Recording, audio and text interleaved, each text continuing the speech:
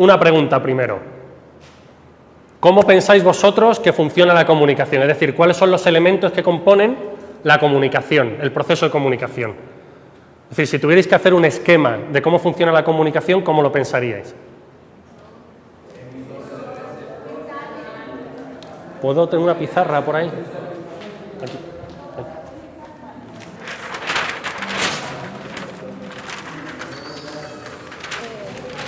O sea, he escuchado emisor y receptor, ¿no?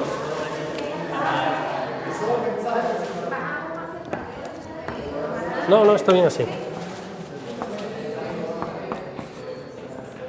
Emisor. Bueno, esto pinta regular.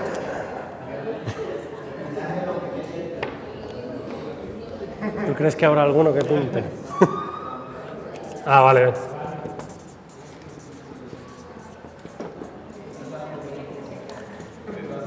Vale, emisor, perdonad mi letra. Emisor, mensaje, receptor, ¿qué más? Canal.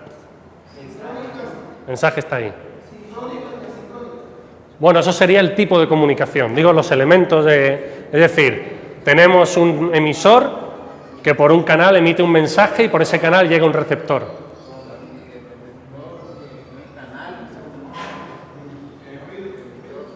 Ruido, sí, en el canal puede haber ruido.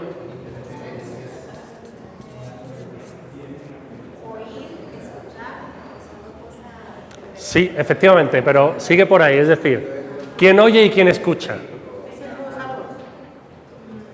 Pero el que oye es el receptor. Y entonces el emisor es el que habla.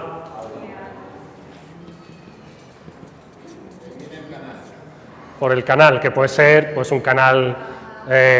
nosotros estamos en un proceso de comunicación ahora, ¿no? ¿Qué no os falta nada ahí? Puede ser.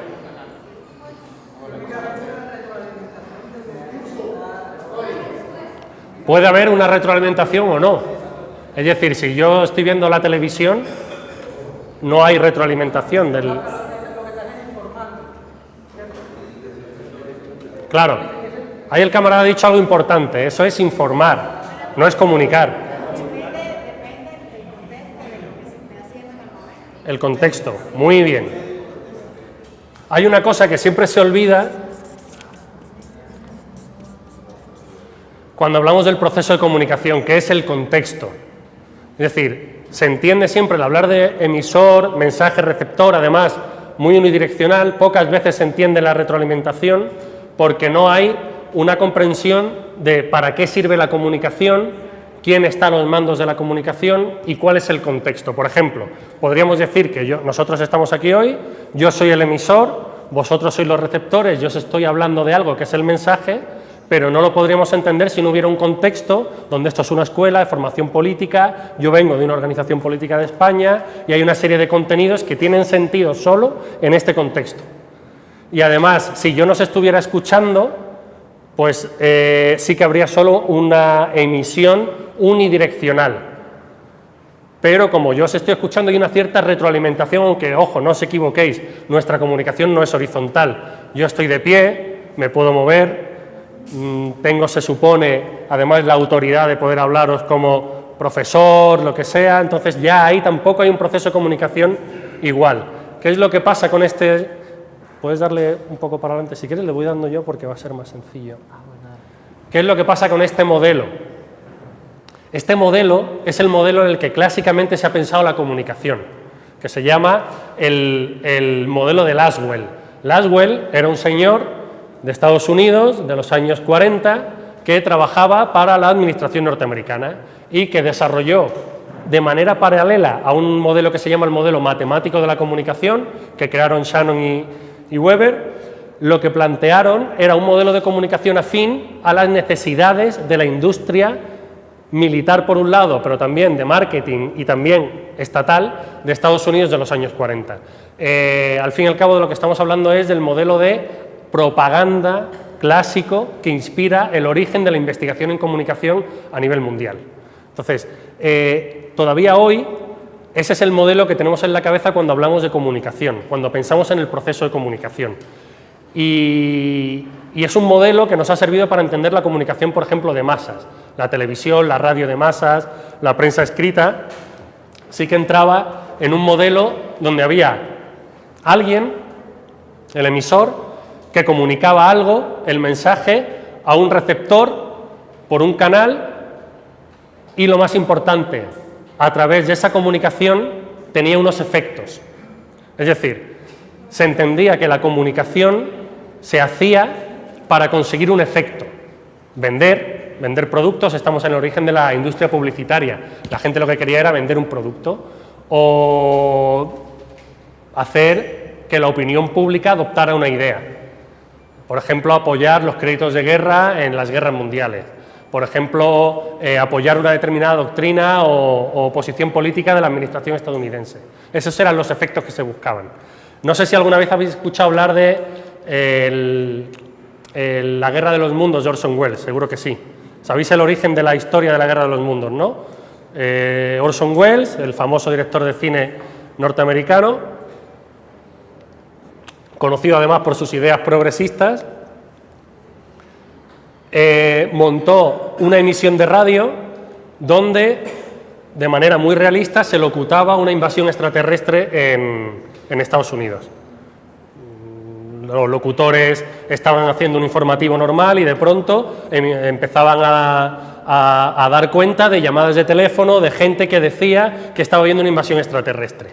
A la vez iban haciendo conexiones con corresponsales y todo era pues muy real, muy realista. Era una obra de ficción, como dijeron al principio de la emisión, pero no todo el mundo entendió que era una obra de ficción y provocó escenas de pánico masivo en Estados Unidos a través de esa emisión. La gente salió a la calle, muchos supermercados se quedaron desabastecidos porque la gente fue a comprar habituallamiento para pasar meses en aislamiento, etcétera. Bueno, eso ha inspirado después algunas películas, etcétera, pero la historia es esa. Eso viene a ejemplificar una cosa que se llamaba la teoría de la bala mágica o de la aguja hipodérmica, y era comprender que un mensaje, cuando se emite, llega directamente a la cabeza de cada uno de vosotros y tiene el mismo efecto.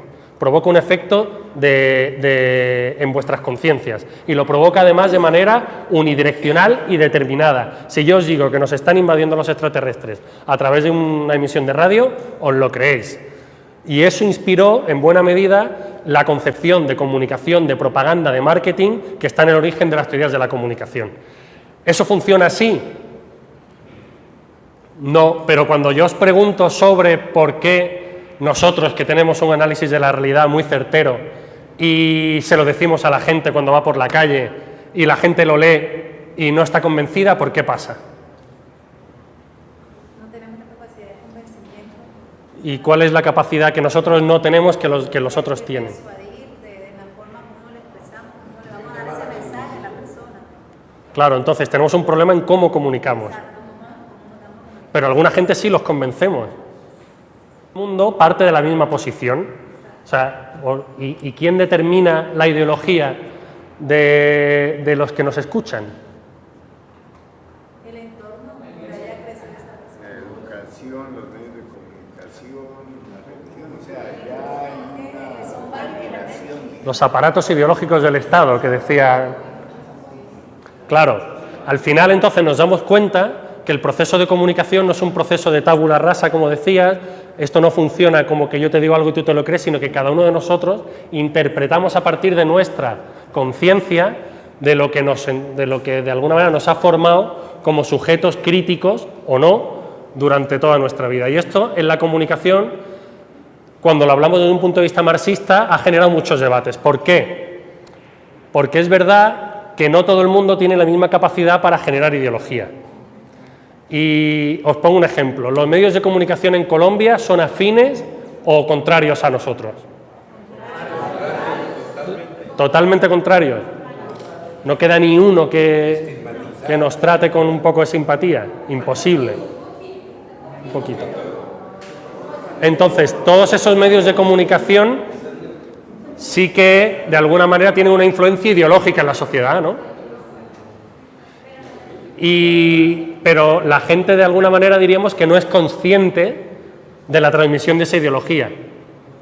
Claro, entonces aquí venimos a lo que han sido, perdonad si voy pasando un poco rápido porque me parece más interesante ir un poco a las teorías de la comunicación. Antes hemos visto el modelo de Laswell, que es el modelo que inspira lo que se llamó el funcionalismo, las formas de investigación o comunicación administrativa que se denominaron, que estaban vinculadas a los intereses de una determinada industria a la hora de emitir un mensaje para lograr un efecto.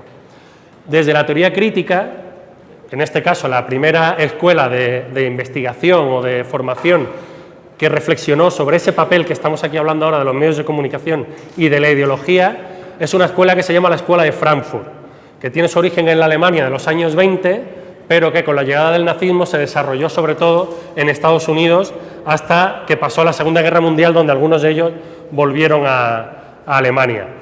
Esta Escuela de Frankfurt, que no sé si algunos supongo que seguro que os es familiar, Adorno, Horkheimer, Walter Benjamin, más recientemente Habermas, planteaba que había que reflexionar sobre la comunicación sin desvincularla de su carácter industrializado.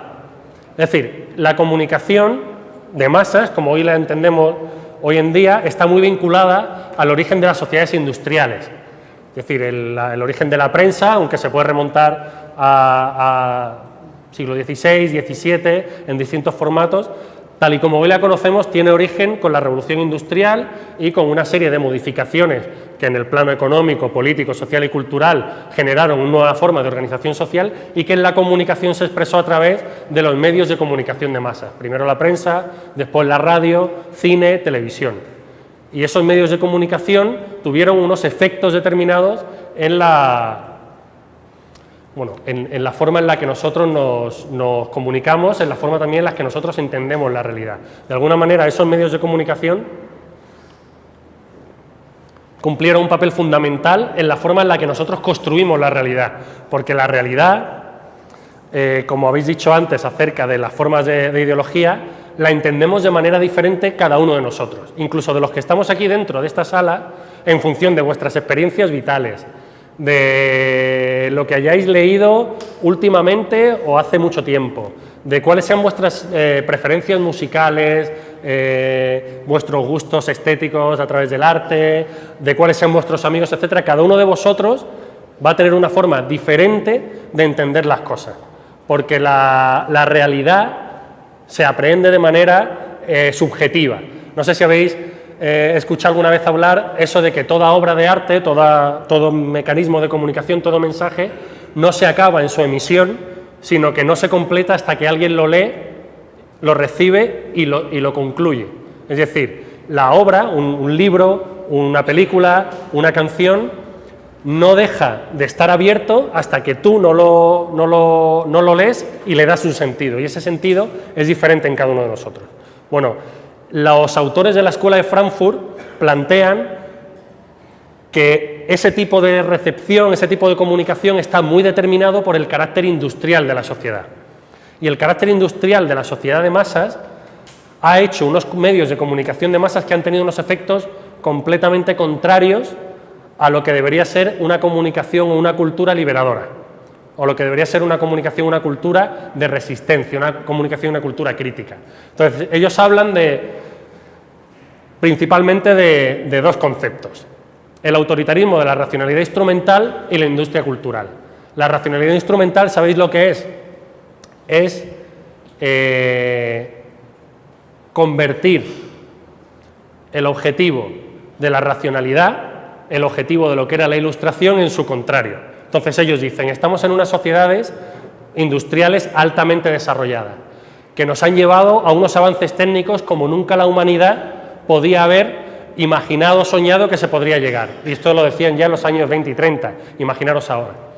Pero ese avance tan racional, tan perfecto en su ejecución, se ha puesto al servicio de una forma de organización de la sociedad completamente irracional, de una forma completamente inhumana de organización de la sociedad. Estamos hablando además de un momento, recordad, previo a la Segunda Guerra Mundial, después de la Primera Guerra Mundial, donde el desarrollo técnico, el desarrollo industrial, básicamente desembocó en la bomba atómica y en un momento uno de los momentos de mayor destrucción a nivel global. Entonces ellos hablaban, hay una gran racionalidad, pero puesto al servicio de objetivos irracionales, por lo tanto es una racionalidad instrumental, y la racionalidad instrumental está al servicio de los intereses interimperialistas dentro del capitalismo global, que en aquella época ya estaban apareciendo los primeros síntomas del capitalismo financiero internacional. Eso sería un poco la racionalidad instrumental, que era al fin y al cabo hacer que los objetivos del progreso se convirtieran en su contrario, en lo contrario del progreso, el contrario del desarrollo. Lo que ellos critican es que en el progreso, en el desarrollo, se ha puesto el acento en el qué, pero no en el para qué. Y quizás si nos preguntáramos por el para qué, las cosas serían diferentes. O en el cómo. Pero es que incluso en el cómo pueden ellos decir cómo, a través de los medios de comunicación de masa, los efectos no hay problema. El problema es el para qué y el por qué. ¿Por qué hacemos eso y para qué? Eso son lo que ellos intentan, de alguna manera, desnudar de lo que era la formación cultural, lo que residía en el origen de las sociedades industriales. Y después ellos planteaban, en el plano más concreto de la cultura, una lectura del marxismo, de los elementos de la cultura y de la sociología de la comunicación desde el siguiente punto de vista. Es decir, ellos toman a dos autores, a Marx en la ideología alemana, el Marx, por decirlo de alguna manera, más humanista, más de reflexión, el previo al Capital, y por otro lado toman a Lukács, un autor húngaro, también marxista, miembro del partido, que tuvo una evolución pues muy compleja, pero que desarrolló una teoría marxista de la comunicación y de la cultura muy rica, y ellos toman esas influencias para decir una frase que os seguro que os va a sonar, porque es una frase que se repite mucho actualmente, que es: las ideas de la clase dominante son las ideas dominantes de cada época. Y ellos hablan, cualquier obra cultural, cualquier obra de arte, no deja de ser una cristalización de las ideas dominantes de cada época. Por ejemplo, sabéis que Marx era un ávido lector de la literatura francesa de después de la Revolución Francesa, ¿no? Víctor Hugo, etc.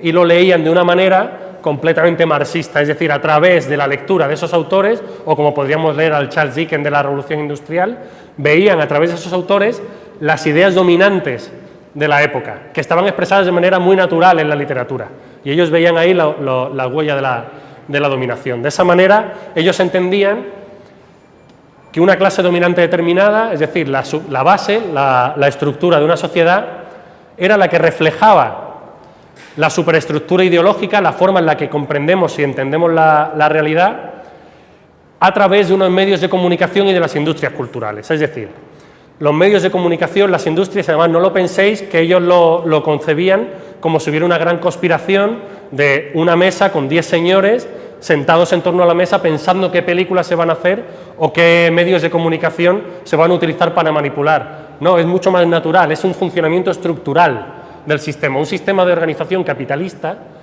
va a dar lugar a unas formas de organización de la comunicación y la cultura que benefician a ese modelo, que benefician a ese sistema. No hace falta que haya nadie conspirando detrás de una mesa, por supuesto que lo hay, entendedme bien, pero lo hacen para conseguir beneficios concretos, no es...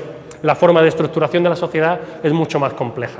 Entonces, en ese sentido, ellos plantean los sistemas de poder contemporáneo, hoy en día, gracias a los medios de comunicación, crean una superestructura ideológica que son las ideas de la clase dominante. Y eso está alienando a la clase trabajadora, eso está llevando a cabo un proceso de anulación de los intereses de la clase trabajadora que son sustituidos por los intereses de la clase dominante. Sabéis que el concepto de alienación, al fin y al cabo, es que yo abrace la cultura, las formas de pensar, las formas de actuar de aquellos que son enemigos de mis intereses objetivos, pero yo adopto de manera muy natural, además, las formas en las que ellos se organizan, en las que ellos participan. La industria cultural,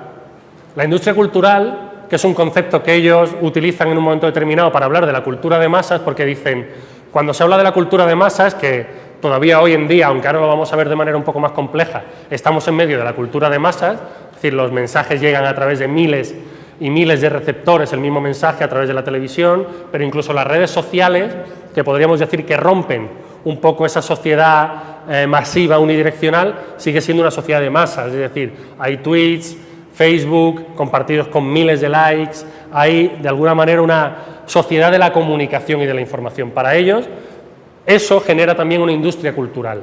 Ellos prefieren hablar de industria en vez de cultura de masas porque quieren poner el acento en que es la forma de organización industrial capitalista de esos medios los que determina de verdad esos medios de comunicación, los que de verdad están en la esencia de los mensajes que nos llegan a través de esos medios de comunicación. Y os pongo un ejemplo. Estos autores, y ahora les vamos a hacer alguna crítica, plantean que la televisión, la radio, las películas, lo que provocan es un consumo distraído, no comprometido. Provocan mentalidades rígidas, alienadas, es decir, a través de los medios de comunicación, a través de las películas, nos llegan formas de organización, por ejemplo, lo hablamos esta mañana, del patriarcado, que nosotros asumimos como naturales, no problematizamos. Entonces eso nos provoca una alienación y además una legitimación del status quo. No nos planteamos que la sociedad puede organizarse de otra manera, más allá de cómo creemos que se organiza de manera natural. Es decir, a partir de los medios de comunicación, de la industria cultural, se crea una legitimación del status quo. Además, hay una manipulación a través de mensajes ocultos que escapan al control subjetivo de cada uno de nosotros. Hay una manipulación directa, pues bueno, no sé si recordáis algunos documentales, por ejemplo, de cómo Coca-Cola vendía en los cines de Estados Unidos de los años 50, 60, etc. Sabéis que un segundo de cine son 24 fotogramas. El ojo no es capaz de diferenciar 24 fotogramas. Nosotros vemos la imagen como si fuera un continuo sin corte. Coca-Cola, de cada 24 fotogramas, colocaba 1 o 2 de su producto. El ojo, conscientemente, no era capaz de ver que había un fotograma con una botella de Coca-Cola, pero los estudios que se hicieron en aquella época confirmaron que el consumo de Coca-Cola en las películas que tenían en esos fotogramas inserta la botella aumentaban considerablemente en los cines de Estados Unidos. Es decir, había formas de manipulación muy evidentes como esa, pero también había otras formas de manipulación a través de mensajes ocultos, que por ejemplo en la Segunda Guerra Mundial la industria norteamericana militar era una de las grandes financiadoras de películas. Es decir, había películas que estaban hechas con dinero del ejército estadounidense simplemente por plantear una determinada imagen positiva de las tropas, una imagen del enemigo de una determinada manera, etc. Cuando era contra el nazismo, pues podíamos estar de acuerdo, pero es que después nos convertimos nosotros en el enemigo y ya fue todo un poquito más difícil para nosotros. Después, la calidad de la cultura está para ellos subordinada a que sea beneficiosa. Tiene que ser rentable. Como es una industria, lo que necesitamos es conseguir beneficios. Por lo tanto, la forma de hacer el mensaje, de crear la conciencia, tiene que ser lo suficientemente amplia o no problemática para que la gente quiera consumir mi producto. Os voy a poner un ejemplo. Vosotros, cuando habéis estado un día trabajando, habéis terminado una jornada laboral o habéis terminado una jornada de trabajo intensa, y os dicen, vamos al cine, ¿qué tipo de película queréis ver? Claro. No os apetece ver una película que os cuente los problemas de la gente. Os apetece ver una película con la que puedas desconectar y olvidarte de tus problemas. Entonces, para la Escuela de Frankfurt eso es producto de la industria cultural en la que nos hemos criado, en la que nos hemos educado. Somos, al fin y al cabo, el producto de una industria de la cultura que lo que nos alienta, lo que nos promueve, es saber cosas que no problematicen nuestra forma de entender la vida, sino que precisamente nos lleven a la evasión. Intentemos decir, bueno, voy a descansar, voy a reproducirme para mañana seguir en el trabajo. Por lo tanto, la creatividad, el estilo, las formas más, por ejemplo, en la Unión Soviética, hubo una explosión cultural después de la revolución a través del cine muy interesante que no estaba determinada por esa subordinación de la creatividad y del estilo a la rentabilidad, que es, por ejemplo, el cine de Eisenstein, que a través del montaje, por ejemplo, fue revolucionario a través de las teorías del montaje cinematográfico. Y era un cine de masas, es decir, era posible hacer fórmulas creativas, fórmulas mucho más complejas culturalmente y que la gente lo viera. Entonces, para la Escuela de Frankfurt eso también era una problemática acerca de por qué la industria cultural nos está haciendo, al fin y al cabo, reproducir determinados clichés o formas de entender la realidad que no son complejas. Y os pongo un último ejemplo de la industria cultural norteamericana. Los clichés, los estereotipos. El bueno, el malo, el personaje secundario, etcétera, están en nuestra conciencia de manera muy determinada por esa industria y por una ideología dominante que nos pasa completamente desapercibida. Seguro que todos habéis visto El Rey León. ¿Alguien no ha visto El Rey León? Todos habéis visto El Rey León. Bueno, pues es un león muy malo. No os sorprende nada de la construcción del malo en El Rey León, que además sirve para todas las películas de Disney. ¿Qué le pasa al malo del Rey León? Claro, pero ¿cómo son las hienas? ¿Cómo son los malos? ¿No os acordáis de que creo que era el hermano del Rey León, era tuerto? Scar era tuerto. Claro. Las hienas, además, eran malvadas y además eran las que se organizaban colectivamente, pero para destruir al oponente. Eso es un ejemplo. Otro ejemplo, Superman. Todos habéis visto las películas de Superman, ¿verdad? Seguro que son familiares. Y además, tú dices, ¿dónde está la ideología dominante en Superman? En el individualismo y en el superhéroe que nos muestran como el que resuelve todo el problema individualmente. Efectivamente. Pero voy más allá en el individualismo porque Superman, que tiene superpoderes enormes, en vez de acabar con el hambre en el mundo, lo que hace es intentar salvar a los secuestrados por los atracadores de un banco. Pero es un superhéroe y podría estar haciendo otras cosas que fueran más beneficiosas. Efectivamente, a través de la industria cultural se desarrollan las ideas de los buenos, de los malos, etcétera. No sé si habéis leído alguna vez Para leer al Pato Donald, de Armand Matelar. Os recomiendo que busquéis ese libro, que se puede encontrar en Colombia fácilmente. Es un libro escrito por un autor francés que estuvo trabajando en la administración de Salvador Allende en los años 70 en Chile y que hizo un análisis de cómo la industria del cómic del Pato Donald representaba a América Latina y representaba a los latinoamericanos. Y es muy curioso porque no deja de ser uno de los mejores ejemplos gráficos de cómo el imperialismo ha actuado culturalmente en América Latina durante los últimos 50, 60, 70 años. En América Latina, básicamente, los cómics que leíais vosotros aquí, pero que también salían en Estados Unidos, eran playas con cocos, gente que iba vestida de cualquier manera, gente tonta, gente que básicamente lo que tenían eran problemas de comprensión de la realidad y tenía que venir el superhéroe o el Pato Donald en este caso a decirle cómo funcionaban las cosas. Es decir, hay una forma en la que la industria cultural nos presenta como naturales modelos de comportamiento que no son para nada naturales. ¿Por qué hay ejemplos o por qué nosotros hemos salido como hemos salido? ¿Por qué somos capaces de escuchar música machista sin convertirnos en machistas? ¿Por qué somos capaces de ver películas de Estados Unidos que nos pueden gustar? A mí me puede gustar ver Superman o me puede gustar ver Spider-Man o cualquiera de esas películas y no salgo del cine diciendo el capitalismo es la fórmula que funciona. ¿Qué es lo que pasa ahí? ¿Por qué pasa eso? Ya tengo conciencia, en el caso nuestro hemos tomado conciencia de la realidad y ya sabemos que hay que confrontar todo ese tipo de conceptos. Pero solo nosotros porque hemos tenido un proceso de despertar o hay más gente que puede tener esas lecturas. Hay otro punto de vista distinto, o sea, porque todos estamos influenciados, buena, regular o malamente, todos estamos influenciados, nada nace de por sí, lo hemos aprendido alrededor del vivimiento colectivo en la sociedad. Pero, y por supuesto además que esa influencia...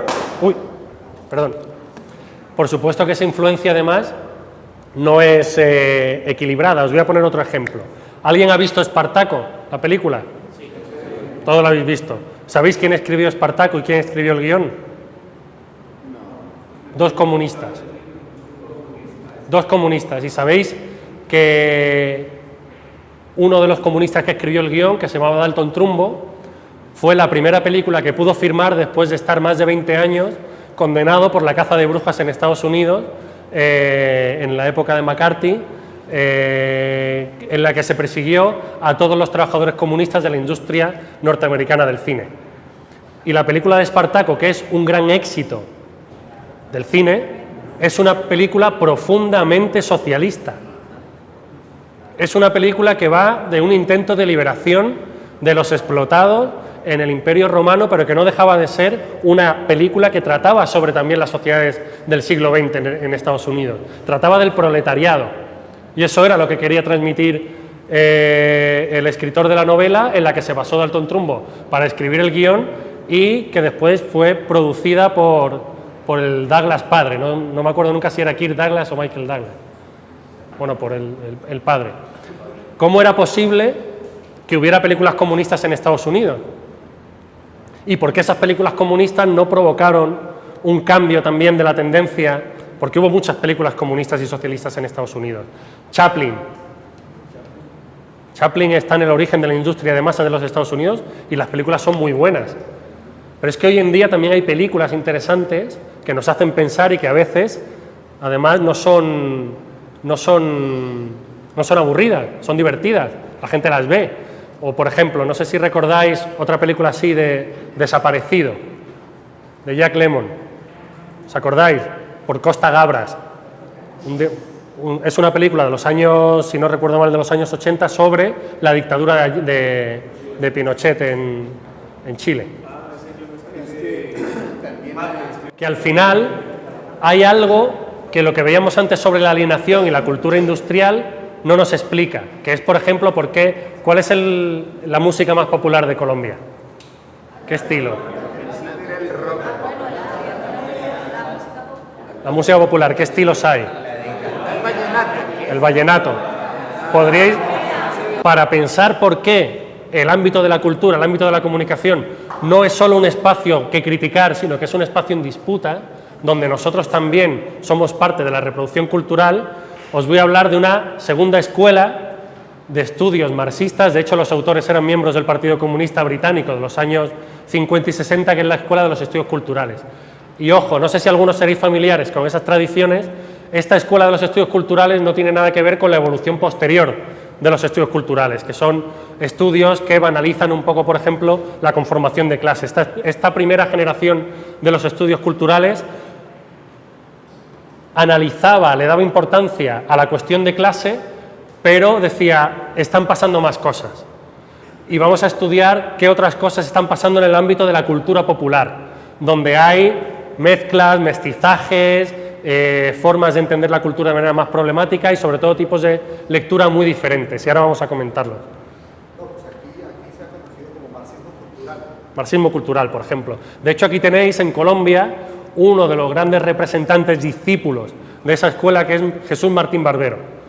Es un autor que escribió un libro muy famoso en la comunicación que se llama De los medios a las mediaciones, y de alguna manera él aterriza en el ámbito latinoamericano las enseñanzas de la primera escuela de Birmingham, que era una escuela del marxismo cultural y efectivamente que intentaba problematizar la forma de cómo entendemos la cultura. Por ejemplo, en la formación marxista clásica o economicista de cómo deberían funcionar las cosas, existe una evolución objetiva de las relaciones sociales de producción, de las fuerzas productivas, que germinan en un modo de producción que genera contradicciones, lo que va a llevar a que los sectores que están especialmente explotados dentro de una determinada modo de producción, lleguen a través de la revolución a la forma de Estado socialista. Y eso se da solo por una evolución estructural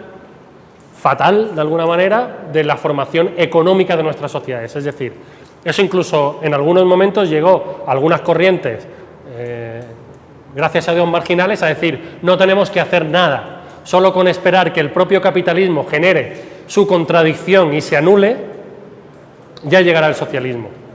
Bueno, pues no es así, no ha pasado todavía. ni va a pasar.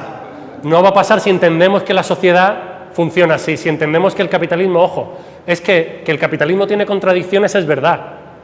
Que el capitalismo no sea capaz de superar las contradicciones es lo que es mentira.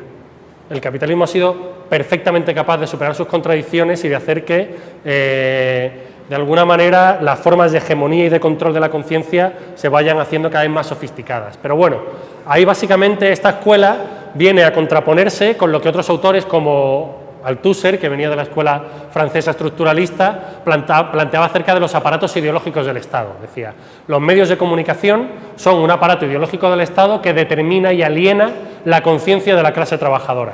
Por lo tanto, lo que tenemos que hacer es cambiar las relaciones económicas, tomar el poder para cambiar las formas de organización de la superestructura, los medios de comunicación, etcétera, y entonces podremos nosotros decirle a la clase trabajadora cuáles son sus intereses.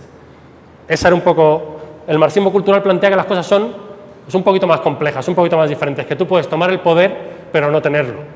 Y eso es una de las cosas, por ejemplo, que hemos aprendido de tantas y tantas revoluciones. Puedes tomar el poder, pero no ejercerlo. ¿Qué ha pasado en Ecuador en los últimos 10 años? ¿Qué ha pasado en Brasil? Que además, si os fijáis, ha habido mucho debate sobre las políticas de comunicación en cada uno de esos países. Pasó que llegamos al poder, que estuvimos en el poder y que nos fuimos y no pasó nada. Claro, pero es que en Brasil o en Ecuador no tuvieron que hacer lo que hicieron en Chile y en Argentina, de exterminar a los cuadros políticos revolucionarios. Es que no ha hecho falta. Ese es el problema. Pero bueno. En todo caso, esta escuela, para intentar problematizar esto, toma la herencia de un autor italiano que seguro que os suena, que se llama Antonio Gramsci. Y esta escuela utiliza las teorías de Gramsci, bueno, para plantear que la cultura es un espacio en disputa, es un espacio que está lleno de contradicciones y que es un espacio donde se ejerce el poder de una manera mucho más complicada que cuando el Estado ejerce el poder militar, el poder coercitivo. El problema es que en la cultura el poder se ejerce por consenso. Nosotros estamos de acuerdo en asumir esas formas del poder. Pero también Gramsci, como veremos ahora, dice que las cosas son más complejas, que no siempre tendemos a asumir y a asimilar las cosas que se nos dan como dadas, sino que hay distintos tipos de lectura. Nosotros, ante un determinado mensaje, ante una determinada comunicación, podemos tener 3 reacciones. Aceptarlo, o sea, sería la dominante. Negociar el mensaje, el sentido, darle nuestro propio sentido, escuchar una canción de vallenato y darle un sentido personal que no tiene por qué ser el dominante si tomaras al pie de la letra esa canción, o incluso de oposición. Tú puedes oponerte dices, no me gusta porque creo que esta canción o que esta película expresa unos valores con los que no estoy de acuerdo. Son tipos de lecturas determinadas. Como os decía, Gramsci plantea que la sociedad, es decir, entender a Gramsci como dirigente del Partido Comunista Italiano, de la Tercera Internacional, comunista, pasó 20 años en la cárcel porque Mussolini dijo que esa mente no podía estar en la calle. O sea, hay que evitar, además fue una frase que quedó para la historia, hay que evitar que esa cabeza piense en los próximos años. Y murió en la cárcel por las secuelas de sus enfermedades ya adquiridas y agravadas en la propia cárcel. Pero en la cárcel se dedicó a escribir en clave. Él tenía que escribir en clave y mandaba así las comunicaciones al partido porque pasaba una censura previa. Entonces él desarrolló todo un lenguaje, por ejemplo, al Partido Comunista le llamaba el príncipe moderno, y desarrolló toda una serie de claves para hablar de lo que él consideraba que era el sentido de los partidos comunistas occidentales con respecto a los partidos comunistas que habían llevado a cabo la revolución en aquel momento en Europa del Este. Y decía, ¿qué es lo que pasa para que en Italia, para que en Alemania, para que en Inglaterra, donde las condiciones del desarrollo industrial que planteaba Marx, que eran mucho más objetivamente favorables a la revolución comunista, no hayan sido favorables al movimiento comunista, y sí en un país como Rusia, donde prácticamente lo que había era feudalismo, no había habido una fase de desarrollo burgués del capitalismo. Estaban Sabéis que ahí está un poco la teoría acerca del eslabón más débil, de la cadena, etc. Bueno, pues Gramsci planteaba, claro, la revolución ha triunfado en Rusia porque el Estado estaba organizado de manera coercitiva, pero no tenía una sociedad civil desarrollada. Entonces son dos conceptos que nos ayuda a entender Gramsci de cómo funciona la sociedad, de cómo funciona el Estado. Plantea el Estado ampliado es la suma de la sociedad política y de la sociedad civil. La sociedad política es el Estado tradicional, el ejército, la burocracia. La sociedad civil es todo aquello que, sin ser necesariamente parte del Estado, conforma los elementos de consenso en torno a una forma de organización de la sociedad. Los medios de comunicación, la Iglesia, las escuelas, los sindicatos, las formas de organización social vecinal, todo eso conforma la sociedad civil, que lo que ejerce es un poder mucho más fuerte que el Estado ampliado, porque la violencia, cuando se ejerce, es muy evidente y provoca rechazo. Ahora, el consenso, cuando se ejerce, no provoca rechazo, porque se acepta de manera natural. Entonces, si os fijáis, estamos en una relectura de aquello que decía la Escuela de Frankfurt de las ideas de la clase dominante, son las ideas dominantes de cada época, pero expresada en un cartel que tenéis allí pegado detrás, como dirección político-ideológica y de hegemonía intelectual y moral de una clase del resto de la sociedad. La ideología de esa clase se convierte en la norma cultural, pero no ya como un aparato ideológico del Estado, sino como algo que aceptamos de manera consensuada, a través de una cosa que llamamos muchas veces el sentido común. Esta mañana también alguien hablaba acerca del feminismo, la costumbre. Eso es la hegemonía cultural, la costumbre. Os pongo un ejemplo. Los refranes. Seguro que conocéis muchos refranes y seguro que no os habéis parado a pensar cómo los refranes son transmisores de hegemonía cultural, de ideología de la sociedad burguesa, de la sociedad capitalista. Os voy a poner un ejemplo. Por ejemplo, pero en boca cerrada no entran moscas. Es un refrán machista. En boca cerrada no entran moscas. Más vale lo malo conocido que lo bueno por conocer. ¿No? Son refranes que escucharemos en lo cotidiano, que todo el mundo reproduce, que no nos genera contradicción porque es parte del sentido común, pero que si lo piensas un poquito más, pues son esa forma de transmisión de la ideología. No había habido un desarrollo industrial, no había un sistema educativo desarrollado, ni en sus más mínimas expresiones, a principios del siglo XX.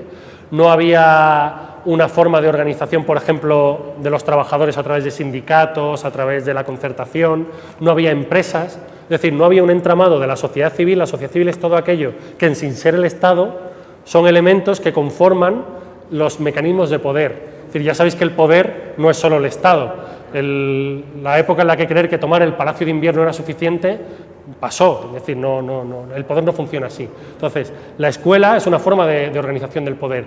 El sistema jurídico, legal, también es una forma de organización del poder. La religión es una forma de organización del poder, pero ojo, en la religión también hay un espacio en disputa, porque no es lo mismo la teología de la liberación que el neopentecostalismo, por ejemplo.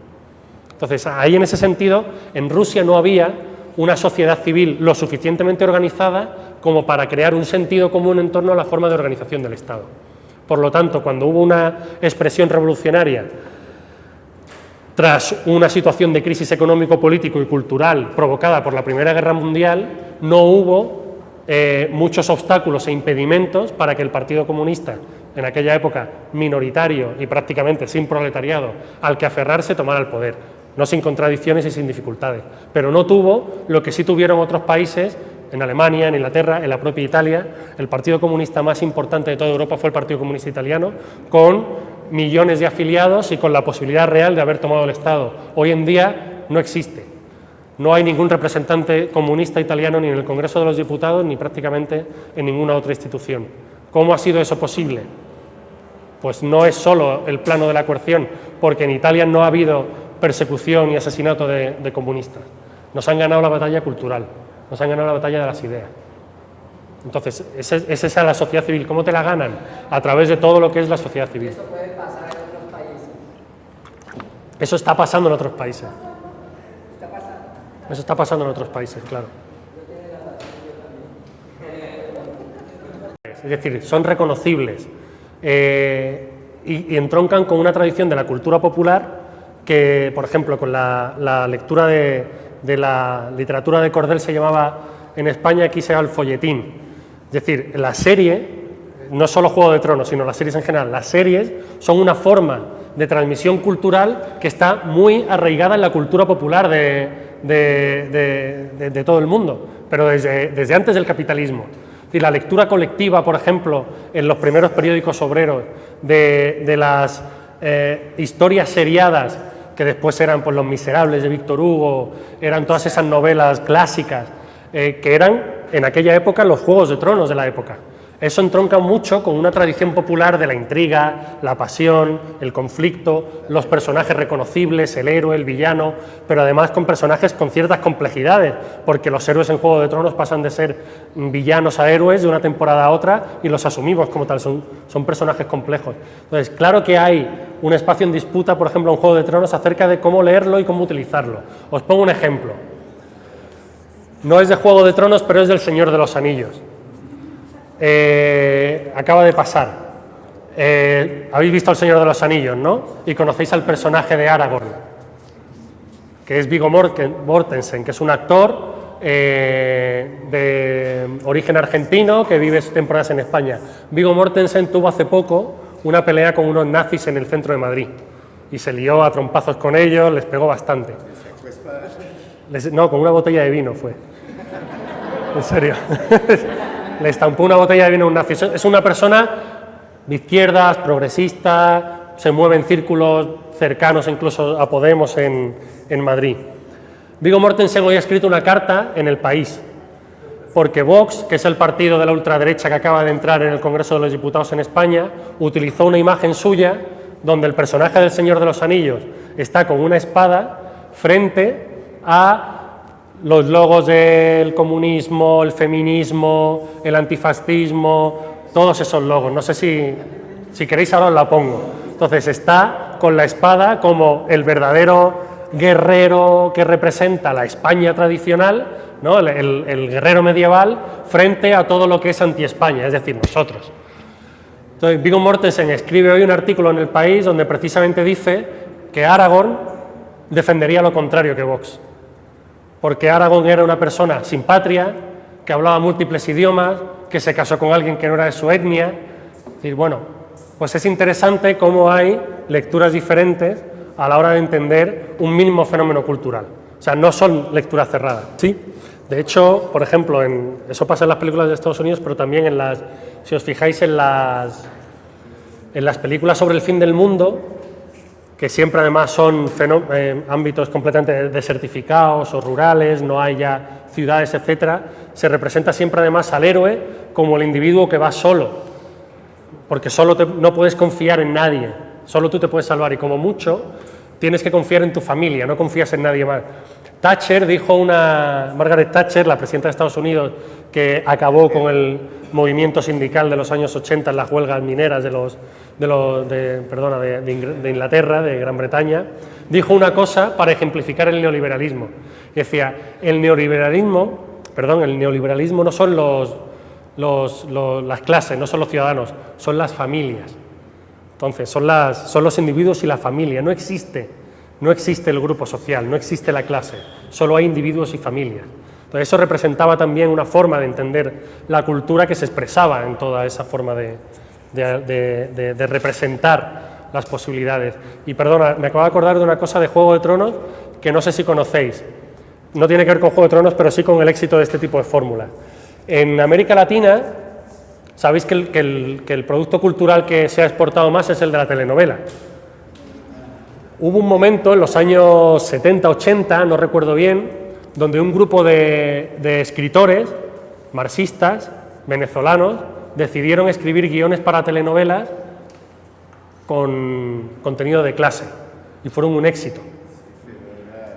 Era donde por fin la sirvienta se casaba con el patrón. No exactamente, esos eran otras telenovelas. Claro, esa era la otra forma de la telenovela. Había esas telenovelas, pero había otras donde, por ejemplo, la contradicción de clase y el héroe era el trabajador frente al villano y no se casaba con él, frente al villano, etcétera. Es decir, ha habido intentos, desde el punto de vista crítico, de intentar disputar el sentido cultural y las lecturas en formatos populares, en formatos que eran reconocibles. Es decir, ¿qué sentido tenía para estos escritores empezar a escribir literatura elevada que solo iban a leer los estudiantes universitarios de la Venezuela de los años 70 y 80, cuando la gente lo que veía eran telenovelas? Entonces decidieron escribir telenovelas, no escribir literatura de élite. Eso es un poco lo que podríamos, desde este punto de vista de la hegemonía cultural, entender como un espacio de disputa de la cultura. ¿Qué productos sacaron? La verdad no vi ninguna de esas telenovelas. Pues yo recuerdo una que se llamaba Caballo Viejo. Esa es una producción colombiana. Por ejemplo. Pero y tenía un contenido que era interesante. Ahora, sí que tenemos que aprovechar las armas que están a nuestra disposición para dar la batalla.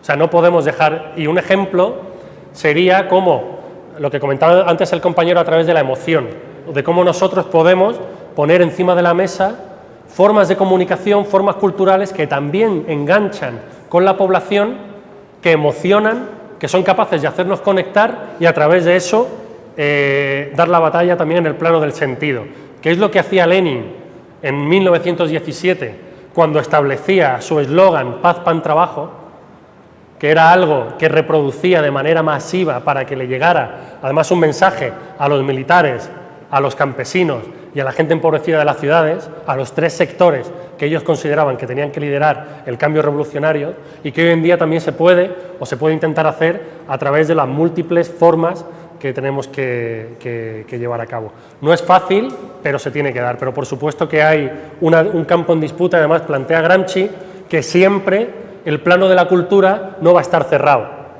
El plano de la disputa cultural no está acabado. Siempre va a haber contradicciones, porque la clase dominante en cada momento tiene que llegar a alianzas, a pactos con otras cosas. Por ejemplo, en la Inglaterra posterior a la Segunda Guerra Mundial hubo un momento donde se habla que la cultura de la clase trabajadora se puso de moda y consiguieron que la cultura obrera fuera la cultura dominante en un momento determinado en todo el país.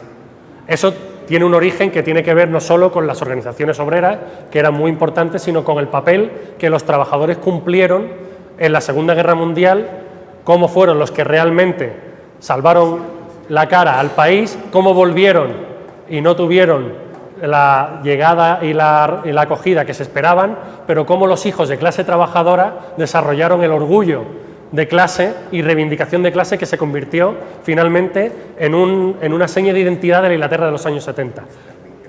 Pero voy más allá.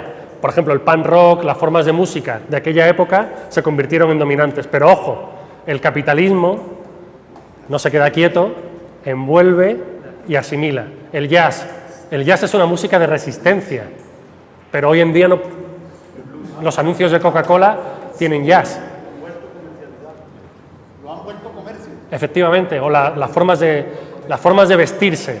Por ejemplo, en los suburbios europeos ahora está de moda llevar la capucha puesta, además como una seña de identidad, de clase, etcétera. ¿Qué os apostáis a que dentro de no mucho empezamos a ver en las pasarelas de moda a alguien con la capucha puesta? Por supuesto que es un espacio de disputa y de negociación permanente del sentido. En las redes sociales pasa un poco lo mismo, genera una falsa sensación de participación. Te descargas en las redes, insultas, te peleas con unos, dejas de seguir a otros, pero es una falsa sensación de participación.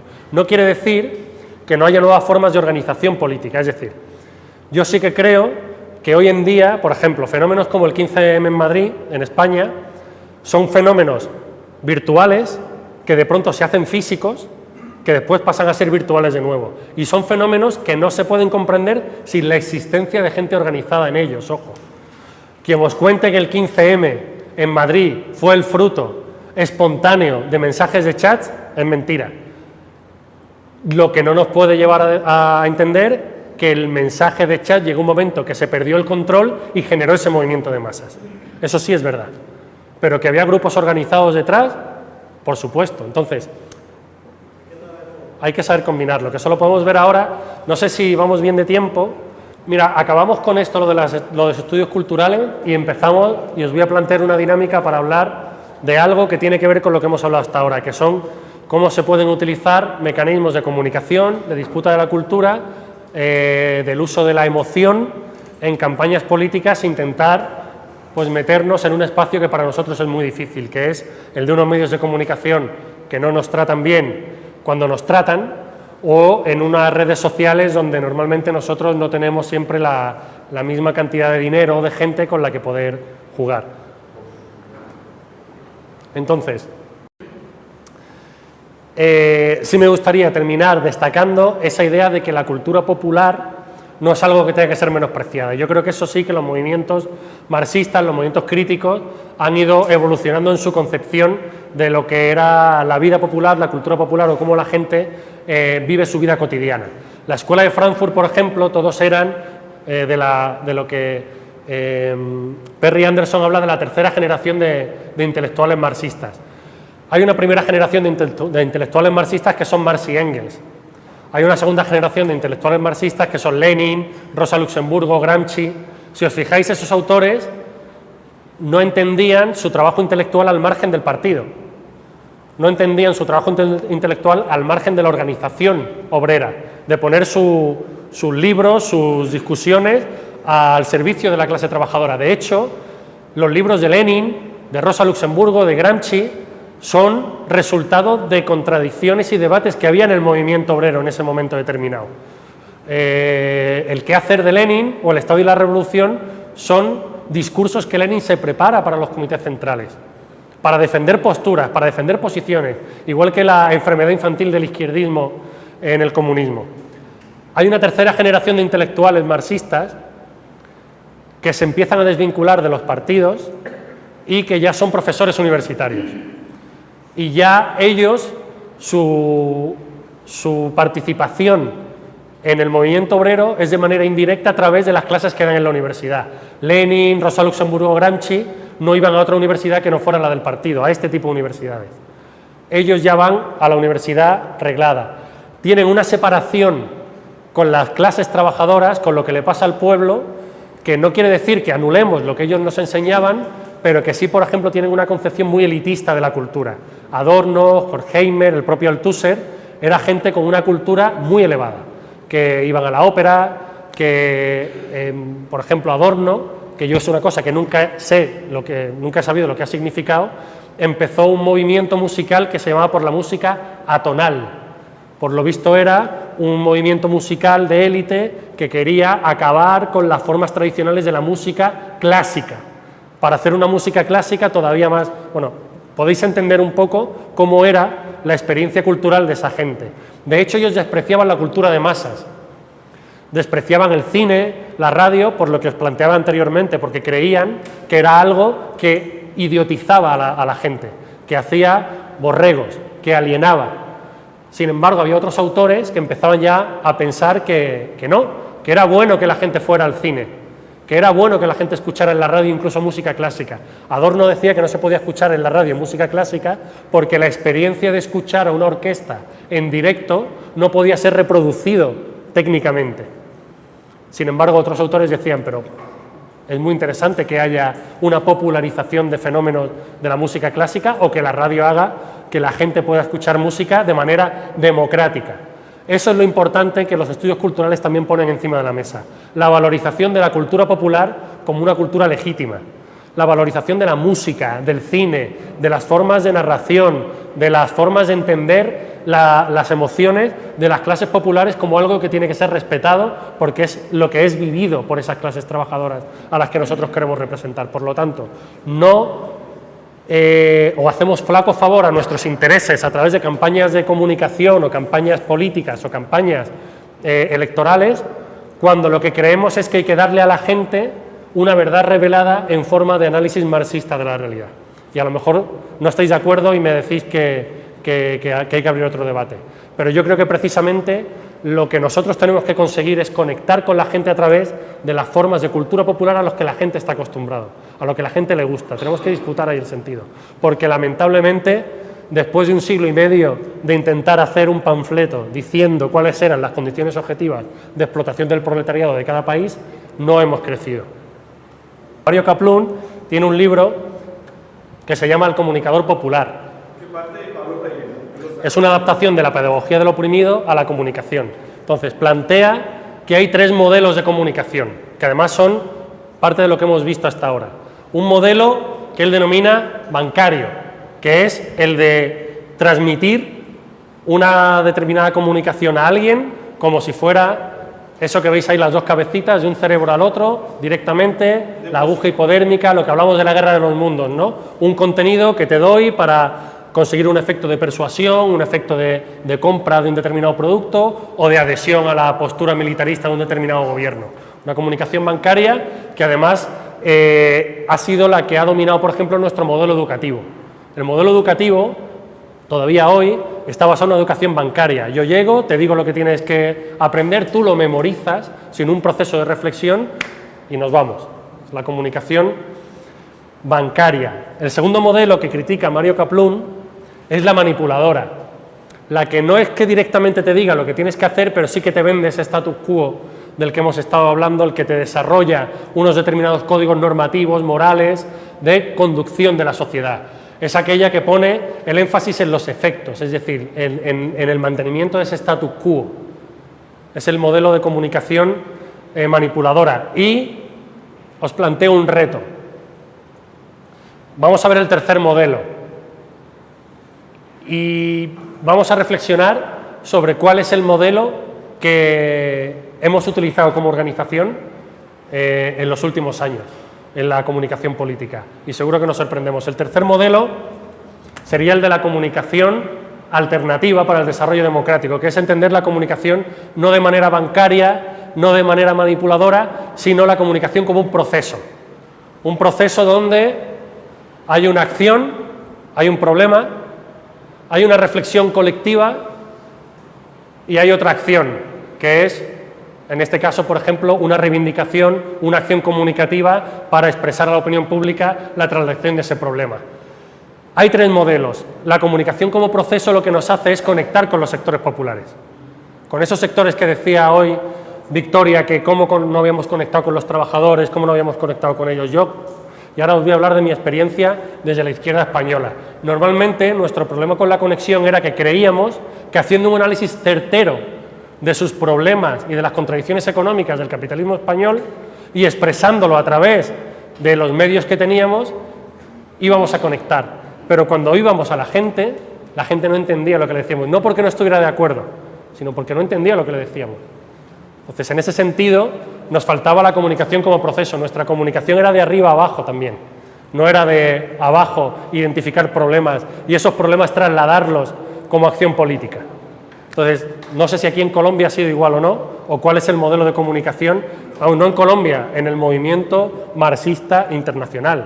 Desde los 60, Paz Borda creo es el que lidera ese tipo de acción, reflexión, acción. Por ejemplo. De la investigación acción participativa, sí, que es decir, está la investigación acción participativa planteada por McLaren y está la investigación acción participativa de la realidad para transformarla, que es nuestra forma de ver la investigación de una forma alternativa. Es que el pensamiento latinoamericano es demasiado rico respecto a esa figura contrahegemónica de acción desde lo popular, claro, que permite realizar acción de transformación. De hecho, es la parte que en realidad no os voy a contar porque la sabéis perfectamente, que es la Escuela Latinoamericana de Comunicación, que no es solo Mario Kaplun, que es Martín Barbero, que es Paulo Freire, también hizo aquel librito de comunicación para la innovación. Es decir, hay una serie de autores que han hecho que en América Latina haya una experiencia de comunicación popular y comunitaria mucho más rica, por ejemplo, que la europea. ¿Nosotros qué hacíamos como comunicación alternativa?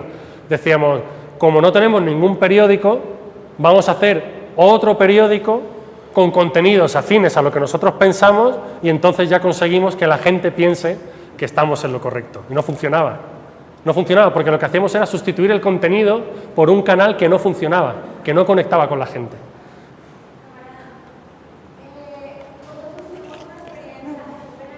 Es decir, las agencias informativas normalmente, o sea, vais a un periódico, cogéis distintos periódicos, veis la foto que ponen sobre el conflicto en Israel y Palestina y es la misma foto. ¿Por qué? Porque es la misma agencia. Está la AP, la APF, la UPI, son 5 agencias, Reuters.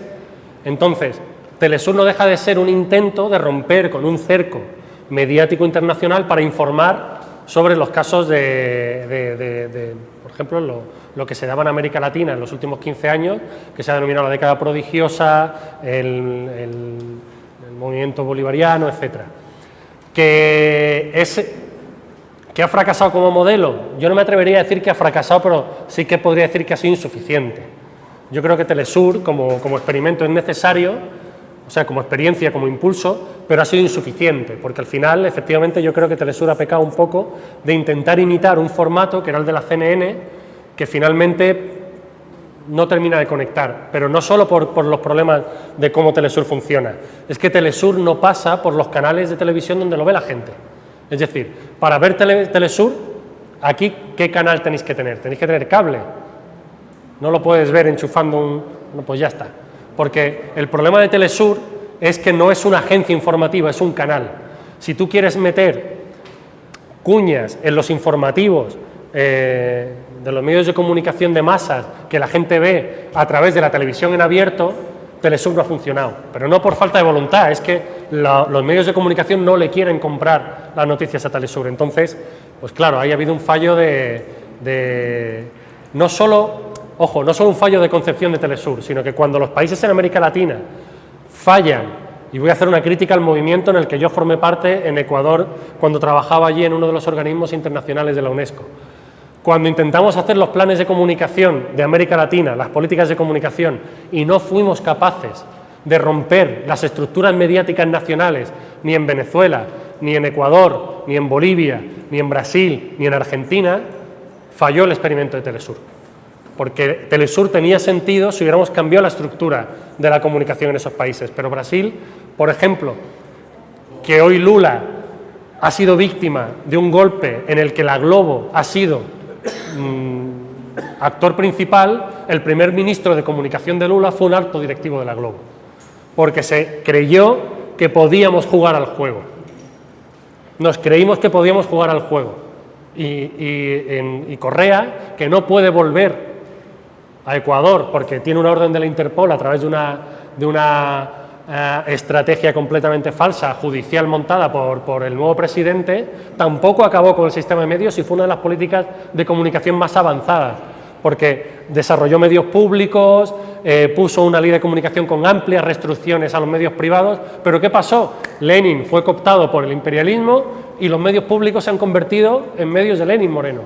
Entonces, hemos sido incapaces de construir un modelo latinoamericano de comunicación alternativo. Entonces, Telesur, ahí yo creo que ha perdido la capacidad. Ya en Europa tenemos mucho que aprender de las formas de comunicación popular de América Latina, porque siempre hemos intentado llevar a cabo experiencias de comunicación alternativa demasiado vinculadas a movimientos muy de vanguardia en el sentido de las nuevas tecnologías, el movimiento software libre, indie media y tal, pero que no han conectado bien con determinados movimientos populares que aquí sí habéis hecho. Y efectivamente tenéis la influencia de un pensamiento latinoamericano muy rico, que es la inspiración ahora, por ejemplo, para pensar la comunicación en otras partes del mundo.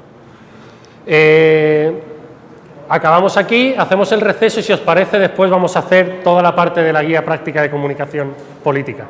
No está exento de contradicciones, no digo que esa teoría lo sea, pero cuando recordáis en el funcionalismo hablábamos de cómo los mensajes llegaban, es lo que se denominaba en psicología el conductismo, que era entender que la conducta se adquiría a través de una serie de estímulos, el famoso perro de Pavlov. Habéis escuchado, ¿no?, la famosa metáfora de al perro que se le tocaba una campana a la vez que se le daba de comer, durante repetidas semanas, y llegó un momento en que se le tocaba la campana y sin ponerle de comer el perro hacía la digestión, de manera que tenía una conducta ya condicionada. Pero eso, que puede parecer algo que nos es ajeno, pues lo podemos ver en las series de televisión que vemos normalmente. Aquí veis Mentes Criminales, lo echan en la tele. Mentes Criminales, ¿no? en Mentes Criminales o en muchas películas sobre asesinos en serie, la búsqueda del criminal, vais a ver siempre cómo hacen una lectura que es: el asesino responde a un perfil que posiblemente fuera un niño abandonado, efectivamente, que sufrió abusos cuando era pequeño, entonces es un violador.